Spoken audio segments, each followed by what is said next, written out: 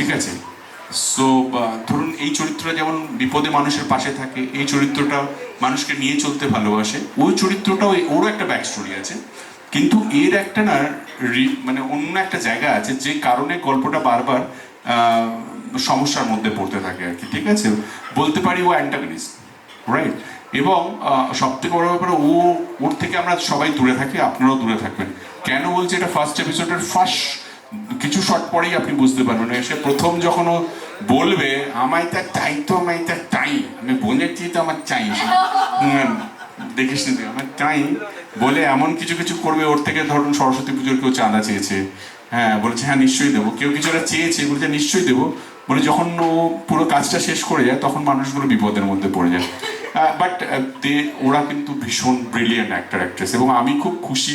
কেন আমি এক্সাইটেড আমি সত্যি বলছি, যে আমি এপিসোড দুটো দেখেছি, আমার দেখতে দেখতে মনে হচ্ছে যে আমি টেলিভিশন শো দেখছি না, মনে হচ্ছে আমি কোনো একটা প্রপার একটা লাভ স্টোরি ওয়েব সিরিজ দেখছি, ওয়েব সিরিজের মতো করে। হ্যাঁ, এবং অমিত ওইভাবে বানিয়েওছে আর কি। থ্যাংক ইউ স্টার জলসা, আমাদেরকে সেই এত বাজেট প্রোভাইড করেছে, এত সুন্দরভাবে আমাদেরকে করতে দিয়েছে। সো খুব ভালো, আপনাদের সবার খুব ভালো লাগবে। 7th এপ্রিল এই শোটা আসছে রাত্রি 9:30টার সময়, এবং এদেরকে ফ্রেশভাবে দেখবেন। হয়তো একে দেখেছেন, অবিকাকে, রণজয়কে আপনারা অনেকবার দেখেছেন, ওকেও দেখেছেন, আমাদের আগের শো গৃহপ্রবেশের ছিল আর কি, অমিতও করেছে। কিন্তু সত্যি সত্যি বলছি, প্রতিজ্ঞা অনেককেই আবার তোমার বয়সে প্রেমে ফেরাবে আর কি।